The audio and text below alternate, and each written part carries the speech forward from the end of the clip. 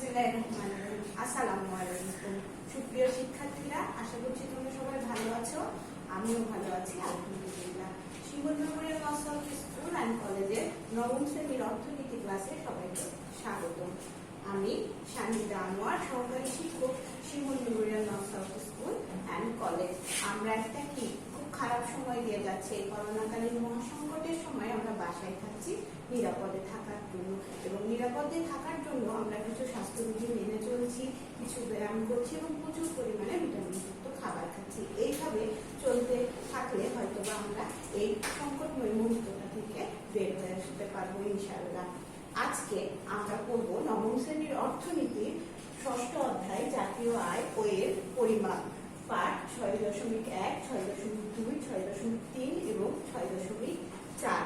তাহলে আজকে আমরা পড়ছি অর্থনীতির জাতীয় আয় ও এর পরিমাপের পাঠ 6.1 থেকে 6.4 পর্যন্ত।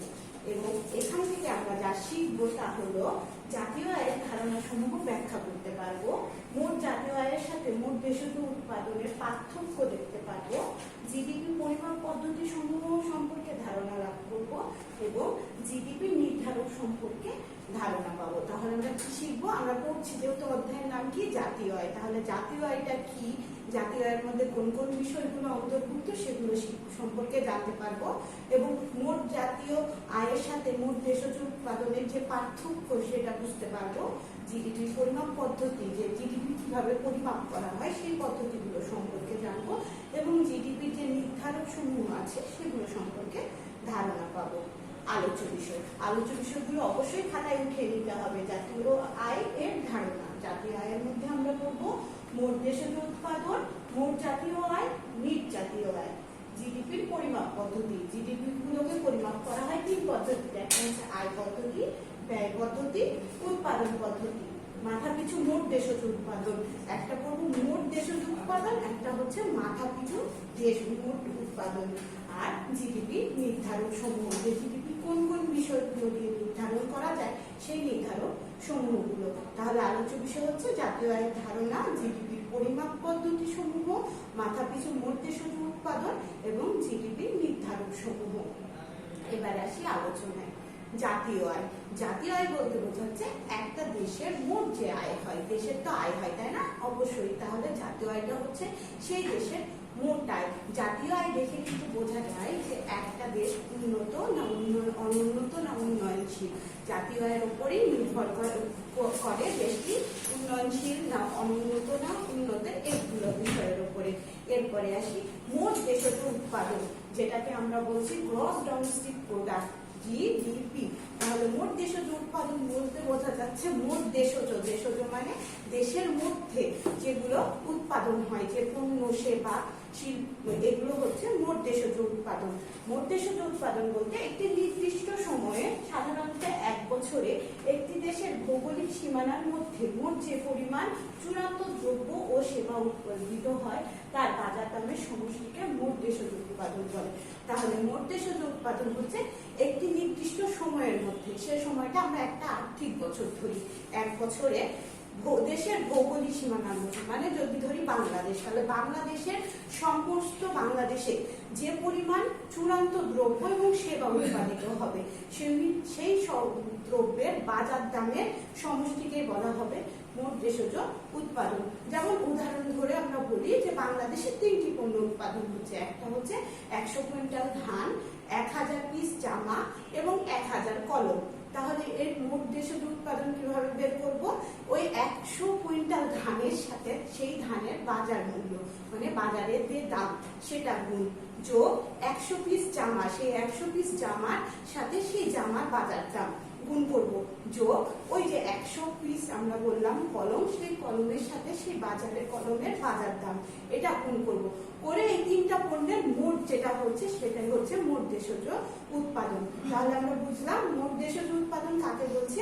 একটি নির্দিষ্ট ভৌগোলিক সীমানার মধ্যে একটি নির্দিষ্ট বছরে, সাধারণত এক বছর, সেই দেশে যে পরিমাণ চূড়ান্ত দ্রব্য এবং সেবা উৎপাদিত হয় সেগুলোর বাজার দামের সমষ্টিকে বলা হয় মোট দেশজ উৎপাদন।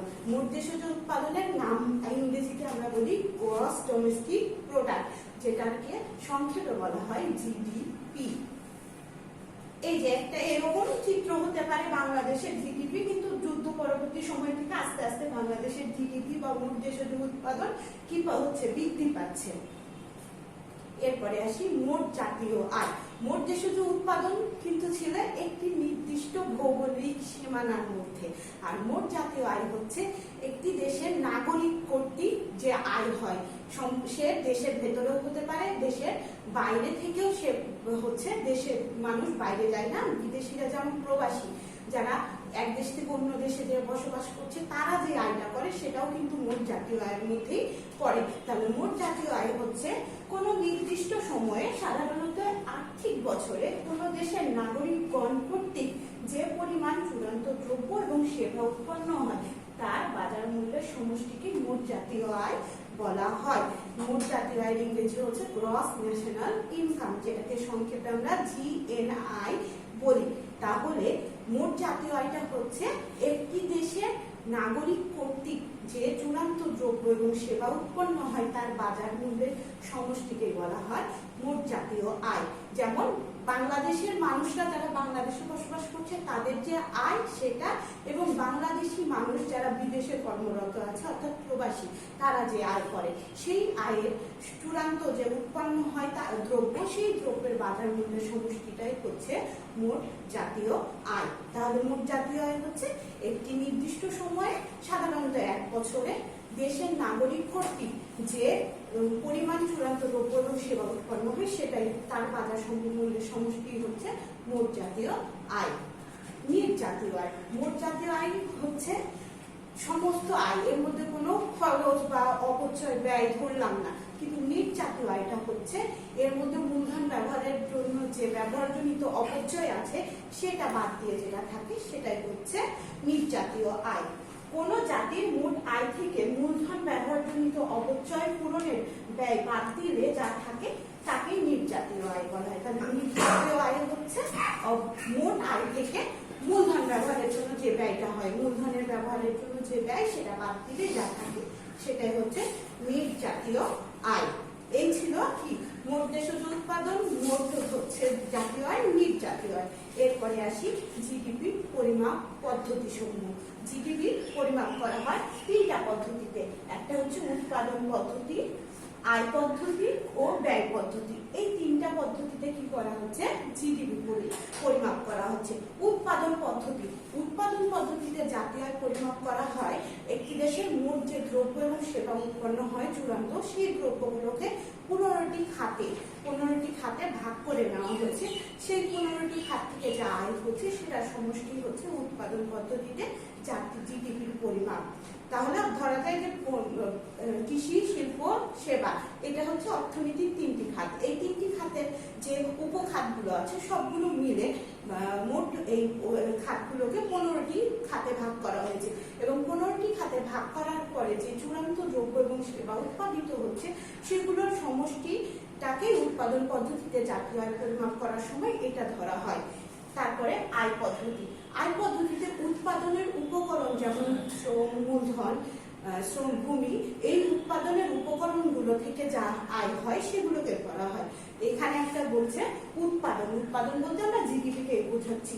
এইটা হচ্ছে সমান সমান খাজনা যোগ মজুরি, সুদ যোগ মুনাফা, এই যে চারটা যোগফল নিয়ে উৎপাদন সেটাকে ধরা হচ্ছে। এবং আয় পদ্ধতিতে এটাই হচ্ছে তার জিডিপি পরিমাপের মূল সূত্র, যেটাকে কি করা হচ্ছে, উৎপাদনের উপকরণগুলোকে চারটি ভাবে, ভূমির জন্য খাজনা, শ্রমের জন্য মজুরি, মূলধনের জন্য সুদ এবং সংগঠন যিনি তার জন্য যে মুনাফা, এই চারটা মিলেই হচ্ছে আয় পদ্ধতি।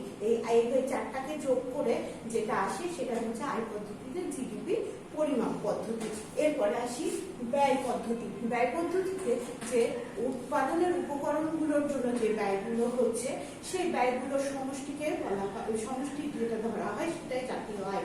যেমন ব্যয় পদ্ধতিতে y = c + i + g + h - m।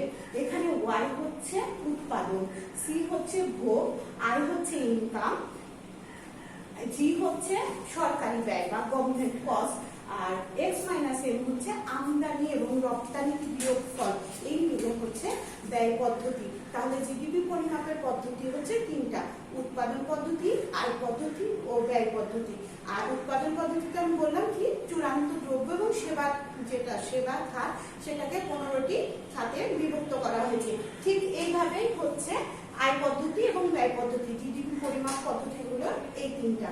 এরপরে আসি মাথাপিছু মোট দেশজ উৎপাদন। মাথাপিছু মোট দেশজ উৎপাদন বলতে হচ্ছে একটি দেশের জনগণ প্রতি জনগণের যে উৎপাদন, সেইটাই হচ্ছে মাথাপিছু জিডিপি।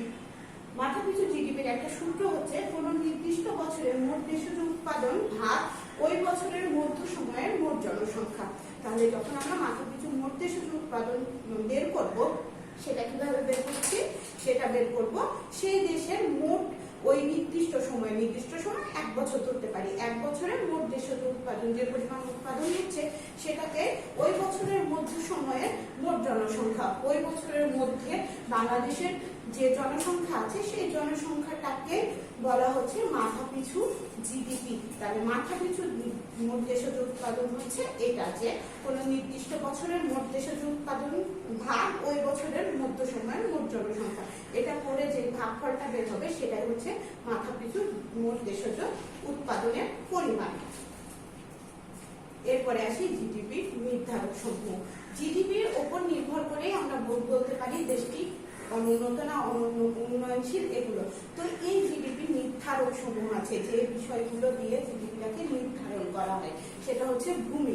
ভূমির জন্য কি হচ্ছে, ভূমির জন্য জিডিপিকে ভূমি ব্যবহারের ফলে উৎপাদন পদ্ধতিতে কি হয়, উপকরণের যে সুবিধাগুলো পাওয়া যায় সেটা হচ্ছে ভূমি, এবং ভূমির উপর জিডিপি অধিক পরিমাণে নির্ভর করে। শ্রমিকের মজুরির জন্য যে পরিমাণ কি করা হয়, মজুরি দেওয়া হচ্ছে, এগুলো উৎপাদনের উপকরণের সাথে নির্ভর করে শ্রম। মূলধন কিন্তু জিডিপি, যে দেশ যত বেশি উন্নত সে দেশে কিন্তু বিনিয়োগ বেশি হয় এবং মূলধনের গতিশীলতাটা বেশি হয়। তাহলে মূলধনও হচ্ছে জিডিপি সমূহের অন্যতম একটি ফ্যাক্টর বা উপাদান। প্রযুক্তি, বর্তমান বিশ্ব কি বিজ্ঞানের যুগ বলা হয় না, এই যুগে প্রযুক্তির ব্যবহারটা এত বেশি গুরুত্বপূর্ণ এবং জিডিপিতে প্রযুক্তির ব্যবহারটাও খুবই গুরুত্বপূর্ণ ভূমিকা রাখে। কৃষিতে উন্নত বীজ, সার, উচ্চ ফলনশীল পণ্য উৎপাদন এবং বিভিন্ন প্রযুক্তি ব্যবহার করে কি করছে, কৃষিকে আধুনিকায়ন করা হচ্ছে। শিল্পে বিভিন্ন ধরনের কলকারখানায় বিভিন্ন ধরনের যন্ত্রপাতি ব্যবহার করে শিল্প খাতকে আগিয়ে নেওয়া যাচ্ছে। সেবা খাতে আধুনিক যন্ত্রপাতি ব্যবহার করে চিকিৎসা সুবিধা প্লাস অন্যান্য যে সকল সুবিধা আছে সেগুলো ব্যবহার করে দেশ কি করছে, আস্তে আস্তে এগিয়ে যাচ্ছে। তো এইভাবেই হচ্ছে প্রযুক্তিটাও জিডিপি নির্ধারক সমূহের অন্যতম একটি উপাদান। সচ্ছলতা, এটা হচ্ছে গতিশীলতা। একটি দেশের সকল উপাদানগুলো, উৎপাদনের উপকরণগুলো ঠিকঠাক ভাবে গতিশীল ভাবে চালিয়ে নিয়ে গেলে সেই দেশটা দ্রুত উন্নত হবে। ঠিক এইটাও হচ্ছে জিডিপি নির্ধারকের অন্যতম একটা উপাদান। এই ছিল আজকের আলোচনা। এরপরে আসি মূল্যায়ন। নিট জাতীয় আয় কাকে বলে? নিট জাতীয় আয় কাকে বলে? মোট জাতীয় আয় থেকে মূলধনের ব্যবহারজনিত যে ব্যয় সেটা বাদ দিলে যা থাকে সেটাই হচ্ছে নিট জাতীয় আয়। বাংলাদেশের জাতীয় আয় পরিমাপের দায়িত্ব কোন প্রতিষ্ঠানের? বাংলাদেশের জাতীয় আয় পরিমাপের দায়িত্ব হচ্ছে বাংলাদেশ পরিসংখ্যান ব্যুরো। এই একটা সংগঠন বা একটা প্রতিষ্ঠান যেটা কি করে, বাংলাদেশের বিভিন্ন এলাকা থেকে বিভিন্ন তথ্য সংগ্রহ করে, বিভিন্ন উপাত্ত সংগ্রহ করে, সেগুলোর ভিত্তিতে তারা কি করে, একটা রিপোর্ট পেশ করে। এটাই হচ্ছে বাংলাদেশের জাতীয় আয় পরিমাপের দায়িত্ব বাংলাদেশ পরিসংখ্যান ব্যুরোর। মাথাপিছু আয় কি? একটি দেশের প্রত্যেক মানুষের জনপ্রতি যে আয় সেটাই হচ্ছে তার মাথাপিছু আয়। এনএনপি এর পূর্ণরূপ হচ্ছে নেট ন্যাশনাল প্রোডাক্ট। এটার হচ্ছে পূর্ণরূপ। এবং চূড়ান্ত দ্রব্য বলতে কি বোঝায়? চূড়ান্ত দ্রব্য বলতে যে প্রাথমিক দ্রব্য এবং মাধ্যমিক দ্রব্যের যে সম্প্রসারিত রূপ বা একদম শেষ যে ফলাফল সেটাই হচ্ছে চূড়ান্ত দ্রব্য। তাহলে চূড়ান্ত দ্রব্য হচ্ছে প্রাথমিক এবং মাধ্যমিক দ্রব্যের রূপান্তরিত ফলাফল, সেটাই হচ্ছে চূড়ান্ত দ্রব্য। এই ছিল আজকে পড়া। আশা করছি তোমরা সবাই বুঝতে পেরেছো। আগামী দিন আমাদের থাকছে হচ্ছে টপলেস 1 পড়া হচ্ছে ষষ্ঠ অধ্যায় পাঠ 6.1, 6.2, 6.3 এবং 6.4। এই পর্যন্ত পড়া বুঝতে যদি কারো সমস্যা থাকে তাহলে অবশ্যই যোগাযোগ করবে। আগামী ক্লাস দেখার আমন্ত্রণ জানিয়ে সকলকে ধন্যবাদ।